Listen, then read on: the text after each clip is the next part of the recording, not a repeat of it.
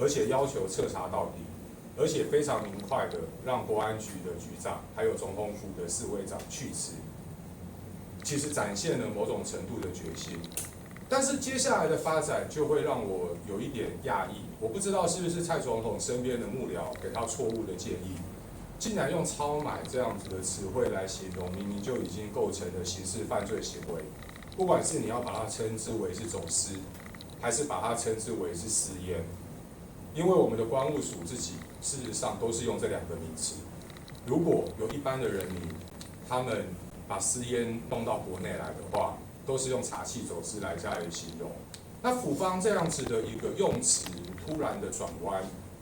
我自己真的不是很了解，到底是谁帮蔡总统出这个馊主意，让蔡总统背了黑锅？那使得蔡总统必须要真的站出来道歉，为了超买这样子的词汇用词不当，引发误会，那向社会大众致歉。因为我觉得这不是蔡总统他在第一时间的想法，但是后来为什么莫名其妙改用了超买这样子的词汇，去引燃更进一步的怒火？我觉得总统府他们内部给蔡总统幕僚给的建议，我觉得真正总统府的秘书长陈菊应该要彻查到底是谁给总统这种馊主意。针对府方目前提出的一个检讨，其实我们可以看得出来哦，这次有一些人，我必须要帮他们说一些话哦。就国安局的局长，他事实上是很明快的去承担了政治上面的责任，因为事实上特勤中心的督导，实际上在负责的还是总统府侍卫室的侍卫长跟副侍卫长。那如果连国安局的局长都负起了这样子的政治责任，那我就完全没有办法理解，为什么直接要去督导国安局的国安会的秘书长李大伟，到目前为止继续审理，可以不用承担任何责任。更离谱的事情是，在这一次私运这么大量的私烟，所引发这么大的风波的情况之下，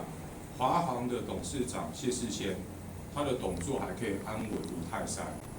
那这个是不是告诉台湾社会一个非常不好的讯息？那个讯息就是，只要我政治上面的后台够，出了再大的风波，要不然呢就是有其他的人挡着，那要不然呢就是找基层来当垫背。那反而真正应该要承担起责任的董事长，到目前为止还继续的安安稳稳。那一天谢世谦所出来开的记者会，我必须要老实说，真的帮执政党的政府扣分了非常的多，如此的推诿射责，如此的没有担当，如此的闪烁其词，如此的回避关键问题，这样子的董事长李佳龙部长，你还要继续用下去吗？你到底是承担了什么样子的政治压力？为什么要让谢世谦继续？